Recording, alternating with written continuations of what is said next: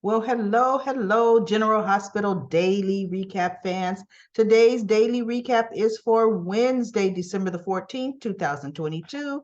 Wednesday, December the 14th. You know what? Not a lot happened today. I mean, unfortunately, I was kind of gritting my teeth.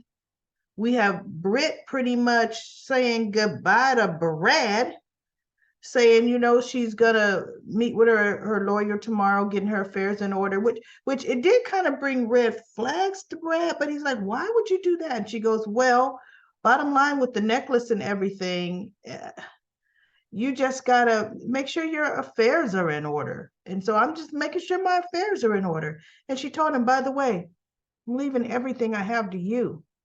And he was like, wait, what? She's like, I'm leaving everything I have to you. I have nobody. And I want you to have freedom and be able to choose your own path, not have to work for your aunt. And Brett was touched, and he goes, wait, so is that like vacation in Cabo kind of leaving, how much is it? Oh no, you know what? Look, never mind. I shouldn't even be asked because he immediately saw dollar signs, right? He's like, never mind. I shouldn't even be asking. And I was like, oh no, they better not. I don't want, I'm not going down that rabbit hole. Okay. Then we have poor Lizo. She is all torn up at the gym. She was beating that little punching bag blood her knuckles when Nina saw her. She was visiting Sunny. And Sunny's like, looks like something's up with your aunt. So Nina goes over, she's like, Aunt Lizo. And Lizo was crying, punching, crying. So she stops her and she's like, what's wrong, Aunt Lisa? What's wrong?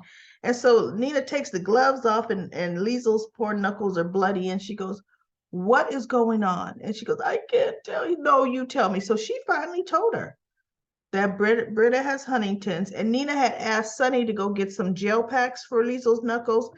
So when he came back, he didn't go into the conversation because Lisa was mid telling her. He was just sitting down listening, right? And she, oh, so kind of broke Nina's heart too, and so she goes, I just don't know what I'm going to do. How am I going to bear this? And so Sunny steps up to her and says, you're going to, because you're family. And she turned, you eavesdropper. Oh, she was unleashing on Sunny, and you can't possibly understand. He goes, I do understand. And he says, because of, he told Mike's story, with the decline, and she goes, it's Alzheimer's. It's not the same disease by far, but that debilitating, when the mind and the memory goes. And with the Huntington's, it's the body that's going, right? And actually, I think it does start to affect the mind as well. But anyway, I'm not a doctor, goodness, but I think it does. um, she appreciated the kind words that Sonny had for her. And then he said his piece and he walked away and sat back down. So she finished talking to Nina for a minute and she says, I got to go. And as she was walking by Sonny, she says, thank you. She reached out and she picked up his hand and she says, thank you so much for your kind words. They meant the world to me. And they hugged each other, which was interesting, right? That just compassion, and Liesel needs it, right? So, because here we have a mother, like she told Nina, I would have lost both of my children, you know? So yeah, that was rough. That was really rough for her. And then we had Rory was brought to the commissioner's office and she wanted to give him a compliment. This is why I don't think Rory is the hook killer. She said, I understand you were in the emergency room last night with a possible victim, and I understood you stayed there 2 hours with that victim. And he goes, I was off the clock. I mean, I did it on my own time because it was at the end of the shift when I took her, and I just, she goes, you're not in trouble, Officer Cabrera. Mrs. whatever her name was came in and gave a compliment about you. and she's going to press charges against her husband. And she said it's because of you. Because she realized here a complete stranger was sitting 2 hours in an emergency room with her. And her husband never would ever have done that. And I'm thinking, well, heck, that's because he's the cause of her injuries. He ain't going to be sitting there, right? So needless to say, he was like, oh, she goes, that was very compassionate of you. You are a very dedicated and compassionate police officer. And that's gonna go well for you in your career, right? And he's like, oh, thank you. And then Dante comes in with the file on the hook killer, and there was some things he wanted to investigate. And Jordan said, okay, you're gonna get on it today. And he says, yes, I am. But Jordan needed to talk to Dante about something. And Rory says, I'll drop that file off at your desk for you if you like. I'm on my way out. And he goes, oh, okay. So he gives it to Rory. Rory takes a picture of whatever's on that front page. And at the end, it shows him showing up at this address.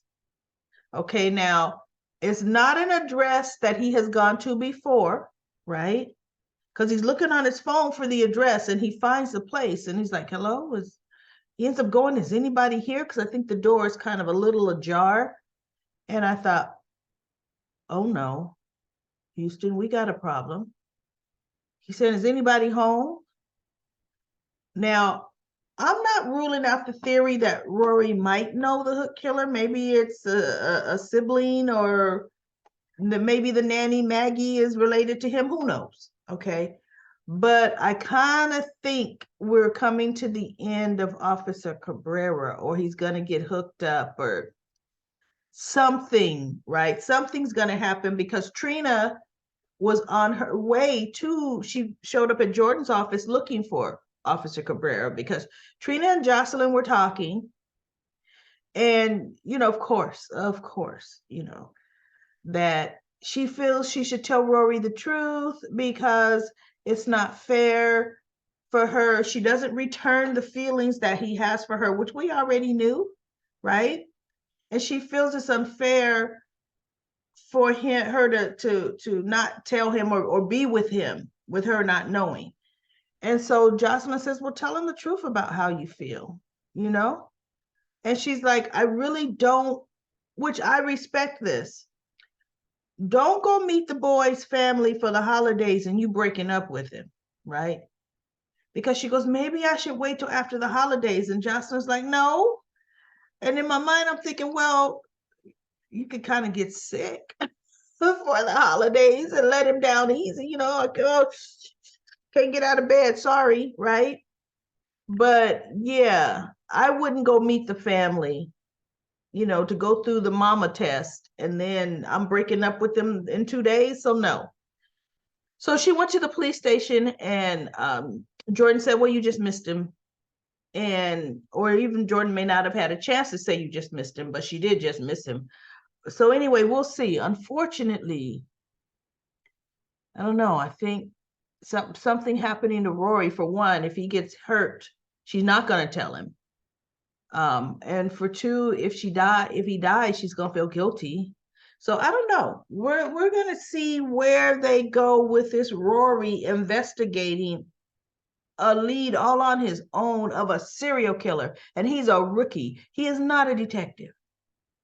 So that was like rookie mistake 101, period.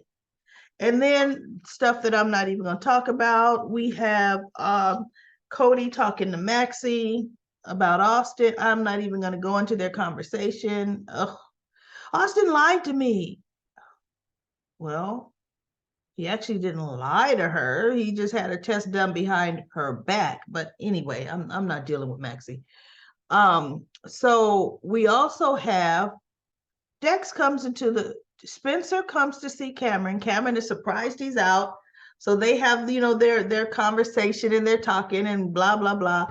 And Dex comes in and he sits at the counter. And Spencer's like, you have a customer? And he goes, he can wait.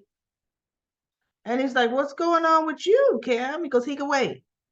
And then he kind of tells how he works for Sonny and blah, blah, blah. And he just, that Jocelyn helped him. And, Jocelyn is protective of him. And so Cameron's like, wow.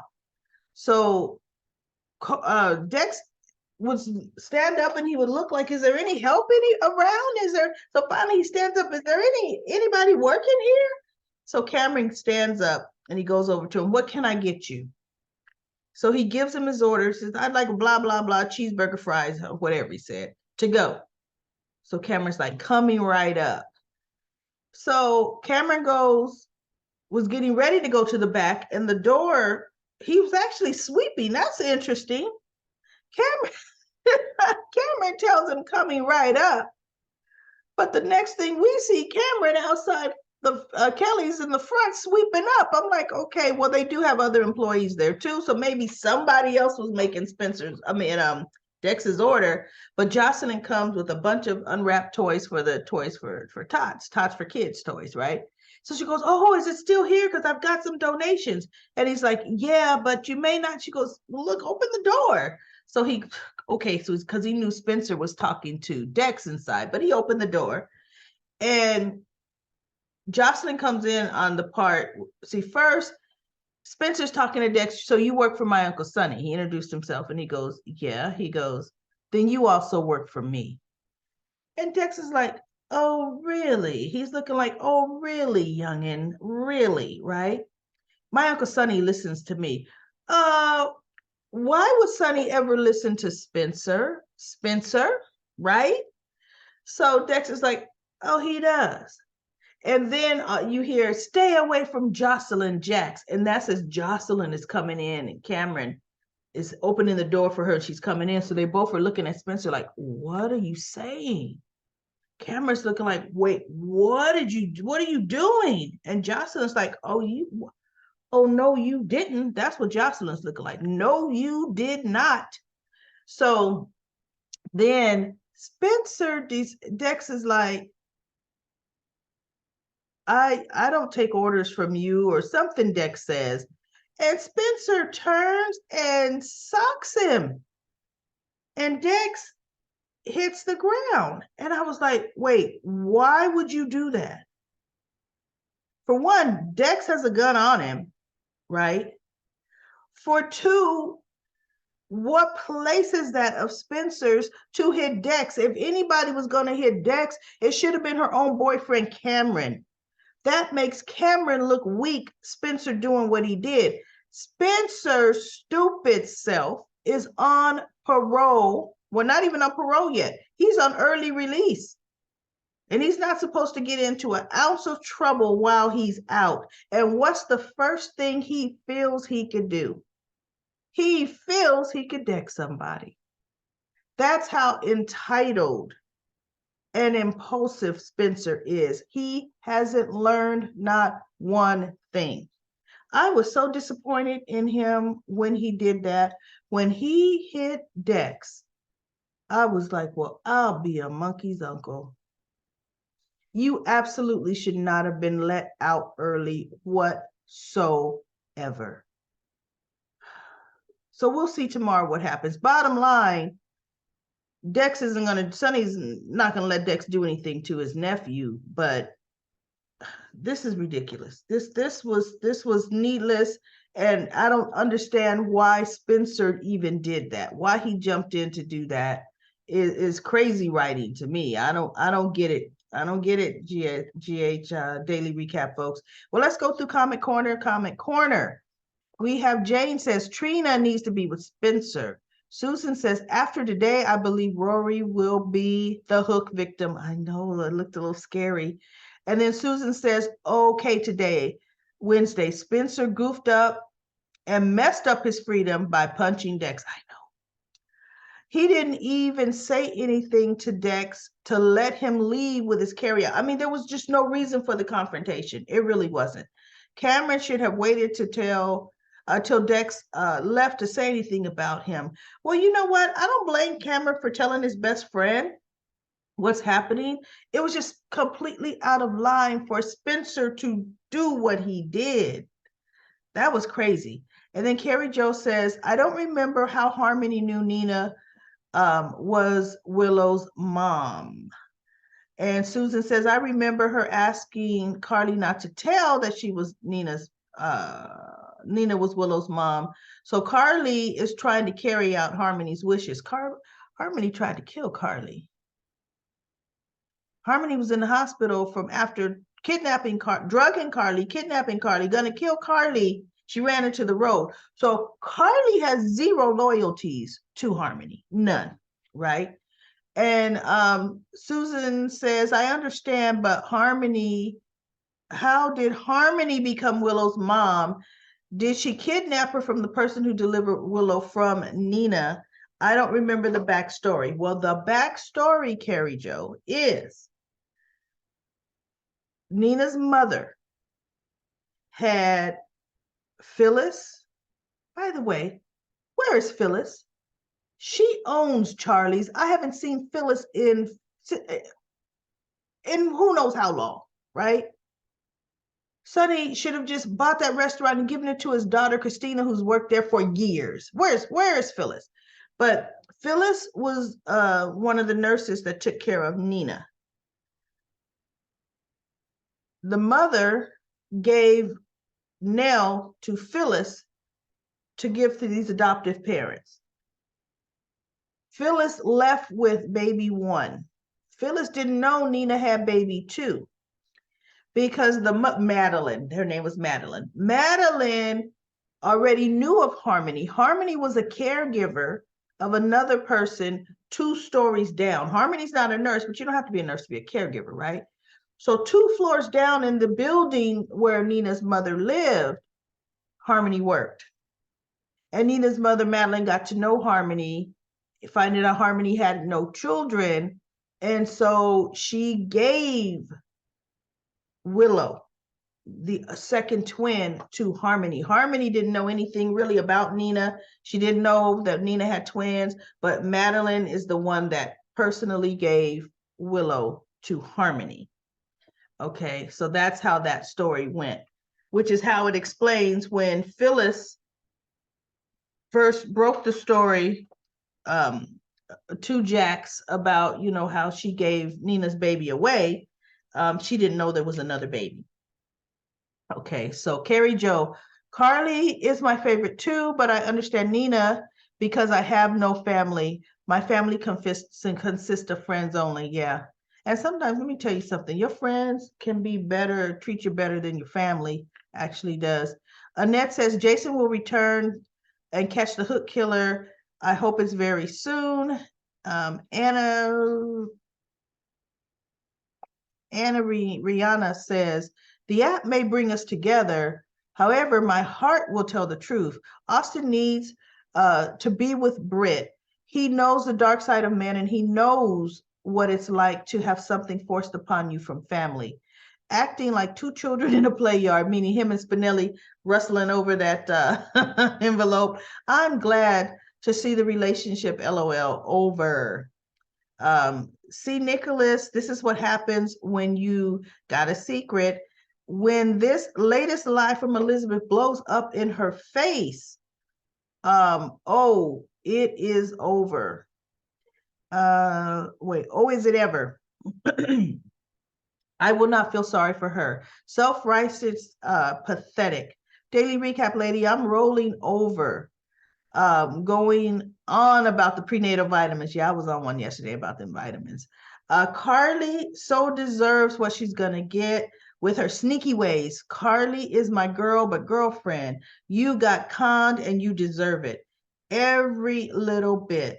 This is just the beginning of Carly's shady show. Yeah, it is. This chick's going to be trouble. If Willow would just tell folks, Nina would come forward thinking it would get her in good with Willow, for visitation for Wiley. She would be a match and nobody would be the wiser. I know Nina would prove to be the savior. Everybody would be happy. Nina would be now in good graces. Yeah, that does not mean Nina is Willow's mother, but now with what Carly's done, and then it says, oh, what a wicked web we weave when we practice to deceive. And then Casey Grace says maybe Kevin could hypnotize Diane so she can remember who the hook person is. That's a good idea. I don't know why they never experienced that or talked about that. Annette says, oh, Nina will find out about Carly's blackmail, about Carly being blackmailed. Willow could get Ancestry.com kit for $109. And then Annette says, The Young and the Restless has the newest purses. If you just watch closely, I've never noticed the purses. No, in my opinion, Esme will die in childbirth and it'll be taken away. Then Liz can claim the baby as her own. They always DNA test daddies, not mommies. And Ron says Rory can't be the hook. He has no bones to pick with anyone. He's just a rookie who fell for a girl that would end up being bored with him. But watch, he does have a connection to the hook killer. We shall see, right? We shall see. The whole idea that Rory in a wig is ridiculous. That's what Hello There says. I know. I don't believe that either. Hello There. I don't co-sign on that theory. But thank you so much for your comments on Comment Corner. I will be back tomorrow with the next GH Daily Recap.